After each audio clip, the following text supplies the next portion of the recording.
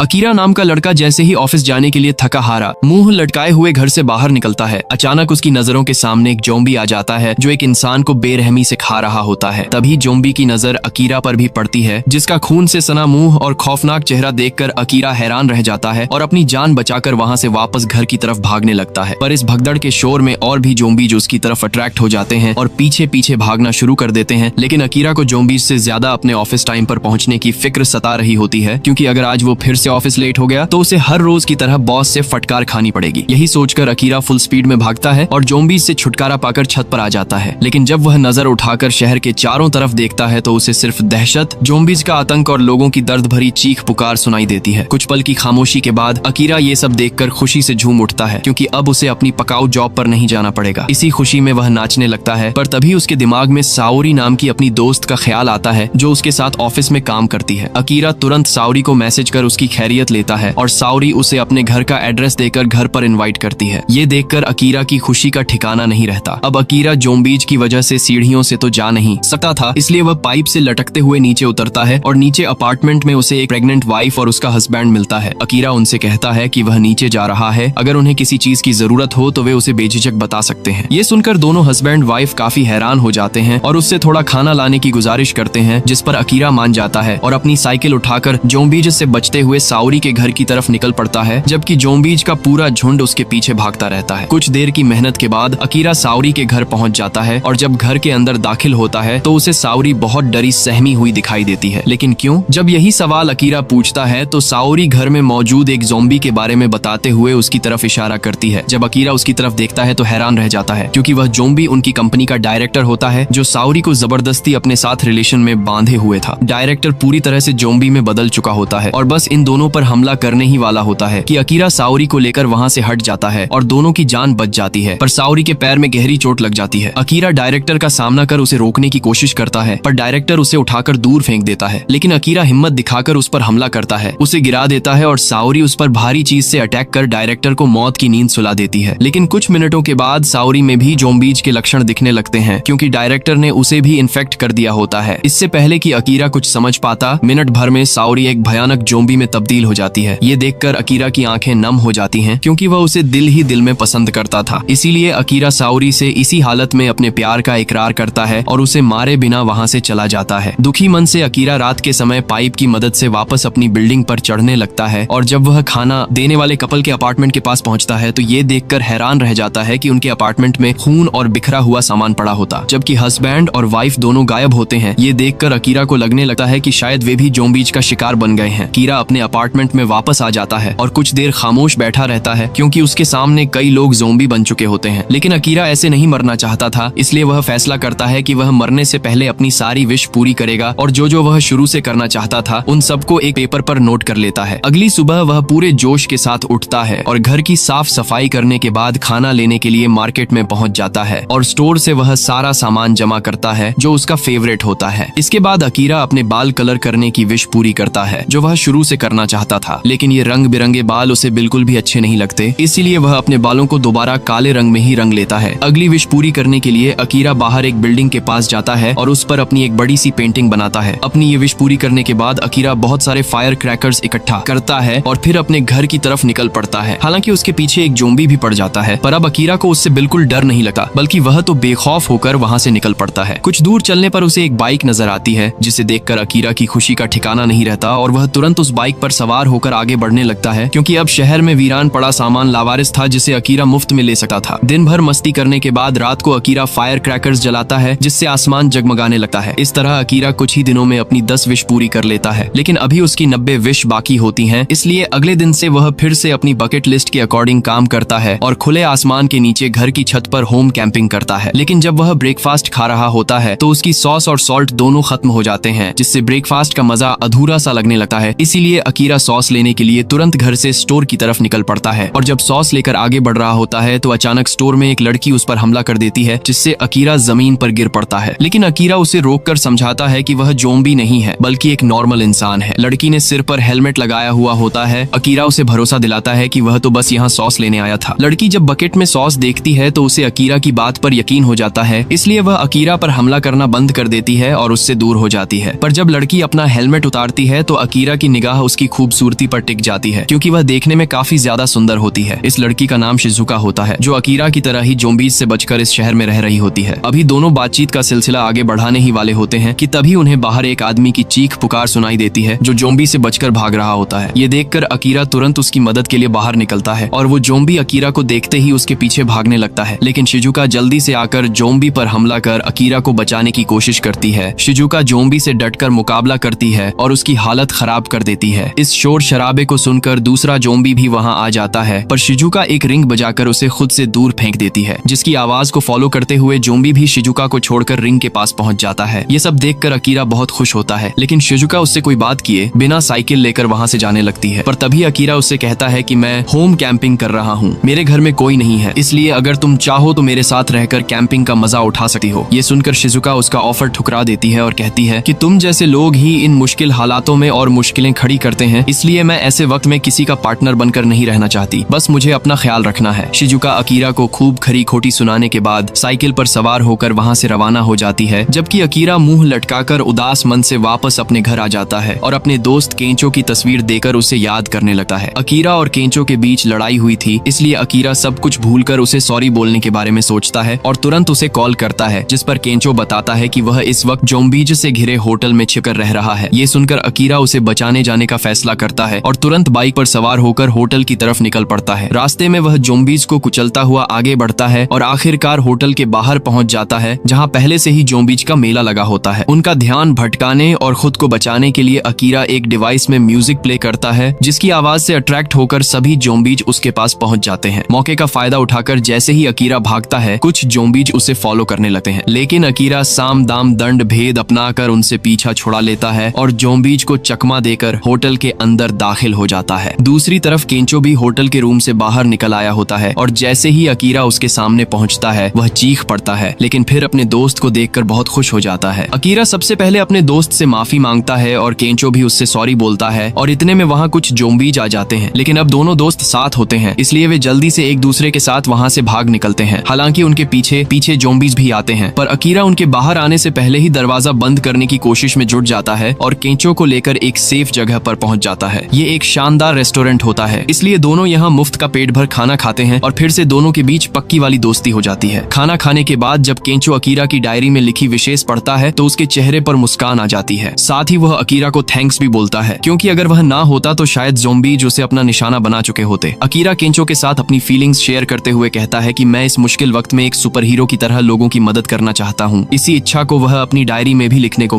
लेता है और आज से सुपर हीरो की तरह लोगों को बचाने का फैसला करता है। अगले दिन जब केंचो मोबाइल चला रहा होता है तो ये देखकर हैरान रह जाता है कि शहर के ज्यादातर लोग ज़ॉम्बीज़ में बदल चुके होते हैं और इंसानों को भी काटकर ज़ॉम्बीज़ में तब्दील कर रहे होते हैं। इसलिए केंचो अकीरा को सलाह देता है कि हमें जल्द से जल्द इस शहर को छोड़कर जाना होगा, लेकिन अकीरा उसे बताता है कि शहर छोड़ने से पहले वह मरीन पैराडाइज एक्वेरियम जाना चाहता है, क्योंकि वहाँ एक डाइविंग सूट होता है, एक ऐसा खास सूट जिसे पहनने के बाद ज़ॉम्बी उसे नुकसान नहीं पहुंचा सकते थे। अब अकीरा सिर्फ अपनी जान बचाने तक सीमित नहीं रहना चाहता था, वह चाहता था कि इस खतरनाक हालात में वह एक हीरो बनकर लोगों की मदद करे। इसी सोच के साथ वह उस सूट को लेने का फैसला करता है। अकीरा और उसका साथी बाहर निकलते हैं। बाहर उन्हें कई तरह की गाड़ियां दिखाई देती हैं, जिनमें से कुछ बहुत कम समय में लंबी दूरी तय कर सकती थीं। लेकिन सफर शुरू करने से पहले अकीरा को एहसास होता है कि उन्हें कुछ खाने का इंतजाम करना चाहिए, इसलिए दोनों पास के एक स्टोर की तरफ बढ़ते हैं। स्टोर के पास पहुंचते ही उन्हें एक बस्ती दिखाई देती है, जहाँ लोग ज़ॉम्बी से जान बचाकर भाग रहे होते हैं। हालात उस समय और भी डरावने हो जाते हैं जब ज़ॉम्बी बस में सवार लोगों पर हमला कर देते हैं। हर तरफ चीख पुकार मच जाती है। अकीरा और केंचो मिलकर दो लड़कियों और एक बस ड्राइवर को महफूज जगह पर ले आते हैं। तभी अकीरा की नजर शिजुका पर पड़ती है, जो अकेले ही ज़ॉम्बी का सामना कर रही होती है। अकीरा उसे भी अपने साथ चलने के लिए कहता है। सब लोग स्टोर के अंदर घुस जाते हैं और किसी तरह शूटर को गिरा देते हैं, जिससे ज़ॉम्बी पीछे हट जाते हैं। इसके बाद बस ड्राइवर और दोनों लड़कियां बताते हैं कि वे टोक्यो के मरीन पैराडाइज एक्वेरियम की तरफ जा रहे थे। उनका मानना होता है कि वही जगह ज़ॉम्बी से बचने के लिए सबसे सुरक्षित है। शिजुका भी पहले से उन्हीं के साथ होती है, लेकिन रास्ते में उनकी बस पर ज़ॉम्बी ने हमला कर दिया था। उसी दौरान ड्राइवर को एक ज़ॉम्बी ने काट लिया था, लेकिन वह अपनी चोट के बारे में किसी को कुछ नहीं बताता। कुछ देर बाद माहौल थोड़ा हल्का हो जाता है। अकीरा और केंचो दोनों लड़कियों के साथ हंसी मजाक करने लगते हैं, लेकिन शिजुका बिल्कुल भी लापरवाह नहीं होती। वह लगातार इधर उधर नजर रखती है कि कहीं कोई ज़ॉम्बी आसपास तो नहीं है। बस ड्राइवर एक कोने में चुपचाप सोता रहता है। बातचीत के दौरान दोनों लड़कियों को केंचो अच्छा लगने लगता है और वे उसके करीब रहने लगती हैं। थोड़ी देर बाद शिजुका अकीरा के पास आती है और ध्यान से देखती है कि उसे चोट कहाँ लगी है। वह उसके हाथ पर पट्टी बांध देती है। फिर वह अकीरा को बताती है कि उसने डॉक्टर बनने की पढ़ाई की है। दोनों बातें कर ही रहे होते हैं कि अचानक बस ड्राइवर उठता है, जो अब पूरी तरह ज़ॉम्बी बन चुका होता है और अकीरा और शिजुका पर हमला कर देता है, लेकिन दोनों किसी तरह वहाँ से बच निकलते हैं। उधर वह ज़ॉम्बी दोनों लड़कियों की तरफ बढ़ जाता है और उन पर हमला कर देता है। पहले वह एक लड़की को काट लेता है। सब उसे बचाने की कोशिश करते हैं, लेकिन तभी दूसरी लड़की भी उसकी चपेट में आ जाती है। धीरे धीरे दोनों लड़कियां भी ज़ॉम्बी में बदलने लगती हैं। कुछ ही पलों में दोनों लड़कियां शिजुका पर झपट पड़ती हैं। तभी अकीरा और केंचो समय पर पहुंच जाते हैं और शिजुका को बचा लेते हैं। इसके बाद तीनों तुरंत वहां से भाग निकलते हैं। वे गाड़ी स्टार्ट करते हैं और ज़ॉम्बी से दूर निकलने की कोशिश करते हैं। अकीरा शिजुका से भी अपने साथ चलने को कहता है। हालांकि वह डरी हुई होती है, लेकिन हालात को देखते हुए वह उनके साथ जाने का फैसला कर लेती है। कुछ समय बाद जब वे ज़ॉम्बी से काफी दूर निकल जाते हैं तो केंचो शिजुका को बताता है कि उनका भी अगला ठिकाना एक्वेरियम ही है। वह कहता है कि अगर शिजुका चाहे तो उनके साथ चल सकती है। शिजुका भी हामी भर देती है। इसके बाद ये तीनों सफर के दौरान कई जगहों पर रुकते हैं। वे योग करते हैं, पैराग्लाइडिंग का मजा लेते हैं और कैंपिंग जैसी चीजें भी करते हैं। इन पलों में तीनों काफी खुश नजर आते हैं। वे लोग हॉट स्प्रिंग भी जाते हैं। शिजुका को इन लोगों के साथ अच्छा लगने लगता है और वह अब उनसे अलग होना नहीं चाहती थी। अगले दिन आखिरकार वे एक्वेरियम के पास पहुंच जाते हैं, लेकिन रास्ते में किसी ने सड़क पर केले फेंक रखे होते हैं, जिससे गाड़ी का कंट्रोल खो जाता है। टायर पंचर हो जाता है और अकीरा बेहोश हो जाता है। अकीरा जब बेहोश होता है तो उसके सामने एक अजीब सा सपना आता है। उसे ऐसा लगता है जैसे सब कुछ पहले जैसा नॉर्मल हो गया हो, लेकिन जैसे ही उसकी आंख खुलती है तो उसे एहसास होता है कि हकीकत इससे बिल्कुल अलग है। उसे धीरे धीरे समझ आता है कि वह जिस जगह पर है वहाँ कोसोंकी सच में मौजूद है। कोसोंकी अकीरा को अपने साथ बाहर ले जाता है और उसे बताता है कि जब ज़ॉम्बीज का हमला शुरू हुआ था उस समय वे लोग यहाँ शूटिंग कर रहे थे। हालात बिगड़ते देख कोसोंकी ने इस जगह को शूटिंग एरिया से बदलकर एक तरह का सेफ सेंटर बना दिया था। कोसोंकी आगे बताता है कि उसने अपने आदमियों के साथ मिलकर यहाँ रहने वाले सभी लोगों को किसी न किसी काम में लगा दिया है। हर इंसान से जबरदस्ती काम करवाया जा रहा था। अकीरा वहाँ एक ऐसे शख्स को भी देखता है जिसे वह पहले अपनी बिल्डिंग में देख चुका था। हैरानी की बात यह थी कि यहाँ मौजूद लोग ऊपर से तो सुरक्षित लग रहे थे, लेकिन असल में उनकी जिंदगी किसी कैद से कम नहीं थी। कोसोंकी एक गर्भवती महिला से भी काम करवा रहा था, जो अकीरा को अंदर तक झकझोर देता है। उसे साफ दिखाई देता है कि यहाँ सब लोग गुलामों की तरह जी रहे हैं। अकीरा उन लोगों के पास जाना चाहता है, लेकिन कोसोंकी उसे रोक लेता है और अपने साथ चलने के लिए कहता है। कोसोंकी बताता है कि इस जगह की सुरक्षा के लिए उसने ज़ॉम्बीज को ही इस्तेमाल किया है। जब खाने का ट्रक अंदर आता है तो एक आदमी जानबूझकर खुद को आगे करता है, जिससे सारे ज़ॉम्बीज उसी तरफ चले जाते हैं। इसी बीच दूसरी तरफ से ट्रक आराम से अंदर आ जाता है। इस वजह से कोई भी व्यक्ति यहाँ से भाग नहीं सकता। कोसोंकी फिर से अकीरा से काम करने के लिए कहता है, ठीक वैसे ही जैसे पहले ऑफिस में वह उसके लिए काम करता था। लेकिन अब अकीरा पहले जैसा इंसान नहीं रहा था। वह साफ कह देता है कि उसे अपनी बकेट लिस्ट पूरी करनी है और अब वह अपनी जिंदगी अपने तरीके से जीना चाहता है। कोसोंकी उसे याद दिलाता है कि उसके दोस्त यहाँ सुरक्षित हैं और बाहर की दुनिया बहुत खतरनाक है। वह अकीरा के मन में डर पैदा करने की कोशिश करता है कि क्या उसकी बकेट लिस्ट उसके दोस्तों से ज्यादा जरूरी है। अकीरा जानता था कि बाहर खतरा बहुत ज्यादा है, लेकिन यह भी सच था कि उसके दोस्त इस जगह पर फिलहाल सुरक्षित थे। इसी वजह से वह भारी मन से कोसोंकी के लिए दोबारा काम करने को तैयार हो जाता है, ताकि उसके दोस्तों को कोई नुकसान न पहुंचे। इसके बाद कोसोंकी हमेशा की तरह अकीरा से बहुत ज्यादा काम करवाने लगता है। दूसरी तरफ बाकी लोगों को बहुत कम खाना दिया जाता है, जबकि कोसोंकी और उसके साथी अच्छा खाना खाते रहते हैं। ये सब देखकर केंचो को गुस्सा आने लगता है, लेकिन वह खुद को रोक लेता है। उसे पता था कि अगर उन्होंने कोसोंकी के खिलाफ कुछ भी कहा तो उन्हें इस जगह से बाहर निकाल दिया जाएगा और बाहर की दुनिया बिल्कुल भी सुरक्षित नहीं थी। इसी बीच केंचो अपने खाने में से थोड़ा सा खाना उस गर्भवती लड़की को दे देता है, ताकि उसके पेट में पल रहा बच्चा ठीक रह सके। अगले दिन एक शख्स ट्रक में खाना भरकर इस जगह पर लाने वाला होता है, लेकिन उसे पता नहीं चलता कि उसी ट्रक में एक ज़ॉम्बी भी घुस गया है। जब ट्रक अंदर पहुंचता है तो वह ज़ॉम्बी बाहर निकल आता है और उस आदमी को काट लेता है। इसके बाद वहाँ अफरा तफरी मच जाती है। बाकी ज़ॉम्बीज भी अंदर घुस आते हैं और लोगों पर हमला काम करने के लिए शुरू कर देते हैं। कुछ ज़ॉम्बीज पानी में गिर जाते हैं, जहाँ एक शार्क उन्हें खा जाती है। इसी दौरान केंचो अकीरा को बताता है कि उसने गाड़ी का टायर ठीक कर दिया है और उन्होंने खाने का इंतजाम भी कर लिया है, इसीलिए अब वे यहाँ से निकल सकते हैं। लेकिन अकीरा अब शिजुका को लेकर परेशान हो जाता है। उसे लगता है कि शिजुका इस जगह पर सुरक्षित है, इसलिए वह यहाँ से जाने से मना कर देता है और फिर से काम पर लौट जाता है। शिजुका ये सब देख लेती है। उसे समझ आ जाता है कि अकीरा अपने सपनों को छोड़कर सिर्फ दूसरों की सुरक्षा के लिए यहाँ रुक रहा है। वह अकीरा के पास जाती है और उसे समझाती है कि उसे उनके साथ जाना चाहिए और अपनी बकेट लिस्ट पूरी करनी चाहिए, लेकिन कोसोंकी उसकी बकेट लिस्ट छीनकर उसका मजाक उड़ाने लगता है। ये देखकर अकीरा को गुस्सा आ जाता है। वह अपनी बकेट लिस्ट वापस छीन लेता है और साफ कह देता है कि अब वह कोसोंकी के लिए काम नहीं करेगा। इसके बाद वहाँ पूरी तरह अफरा तफरी मच जाती है। केंचो, शिजुका और अकीरा मिलकर लोगों को बाहर निकालने लगते हैं। तभी वहाँ एक ज़ॉम्बी शार्क दिखाई देती है, क्योंकि पहले शार्क ने ज़ॉम्बीज को खाया खाया था, इसलिए अब वह खुद जोम्बी बन चुकी होती है। उसके शरीर पर अजीब अजीब चीजें निकल आई होती हैं। उस जोम्बी शार्क को देखकर सभी लोग डर के मारे वहाँ से भागने लगते हैं। अकीरा को एक कमरा दिखाई देता है जहाँ सभी लोग भागकर छिप जाते हैं, लेकिन कोसों की बाहर फंस जाता है। अकीरा उसे मरने के लिए छोड़ नहीं पाता और उसे बचाने का फैसला करता है। तभी उसकी नजर उस डाइविंग सूट पर पड़ती है जिसे पहनकर वह हमेशा सुपर हीरो बनना चाहता था। अकीरा वह सूट पहन लेता है। उधर जोम्बी शार्क कोसोंकी को खाने ही वाली होती है कि तभी अकीरा एक हीरो की तरह उसके सामने आ जाता है और उसे रोकने की कोशिश करता है। कोसोंकी वहाँ से भागना चाहता है, लेकिन उसकी वजह से और जोम्बी भी उस तरफ आ जाते हैं। तभी बाबा बुलडोजर लेकर वहाँ पहुँचता है और जोम्बीज पर बुलडोजर चलाने लगता है। अकीरा जोम्बीज से लड़ते हुए कोसोंकी को बचा लेता है, लेकिन कोसोंकी डर के मारे एक कोने में छिपकर बैठ जाता है। बाबा का बुलडोजर शार्क के ऊपर चढ़ता है, लेकिन शार्क उसे झटक देती है। फिर केंचो चालाकी से शार्क को एक जगह फंसा देता है। इसी दौरान जोम्बी अकीरा पर हमला करने लगते हैं। तभी शिजुका वहाँ पहुँचती है और अपने फोन में म्यूजिक चला देती है। आवाज सुनकर सारे जोम्बी उसी दिशा में भागने लगते हैं और पानी में कूद जाते हैं। इस तरह ज्यादातर जोम्बी खत्म हो जाते हैं। सबको लगता है कि खतरा टल गया है, लेकिन तभी जोम्बी शार्क दोबारा बाहर आ जाती है और कोसोंकी को उठा लेती है। इसके बाद वह अकीरा पर हमला कर देती है। शिजुका 2 बैटरियों को जोड़कर बताती है कि अगर सही तरीके से इस्तेमाल किया जाए तो इससे शार्क को रोका जा सकता है। अकीरा पूरी ताकत से बैटरी शार्क की नाक पर मारता है, जिससे शार्क वहीं ढेर हो जाती है। अब सभी लोगों की जान बच जाती है, लेकिन यह जगह फिर भी सुरक्षित नहीं रहती। इसलिए सब लोग जितना हो सके उतना खाना लेकर अपनी अपनी गाड़ियों में बैठकर वहां से निकल जाते हैं। अकीरा, केंचो और शिजुका भी अपनी गाड़ी में बैठते हैं और आगे के सफर पर निकल पड़ते हैं। अकीरा फिर से अपनी बकेट लिस्ट निकालता है। केंचो उसमें लिखता है कि वह एक कॉमेडियन बनना चाहता है और सबको हंसाना चाहता है। शिजुका लिखती है कि वह एक डॉक्टर बनकर लोगों की जान बचाना चाहती है। इसके बाद तीनों मुस्कुराते हुए अपनी गाड़ी में आगे बढ़ जाते हैं। इसी के साथ उनकी यह यात्रा यहाँ खत्म होती है। अगर आपको यह मूवी पसंद आई हो तो चैनल को लाइक और सब्सक्राइब जरूर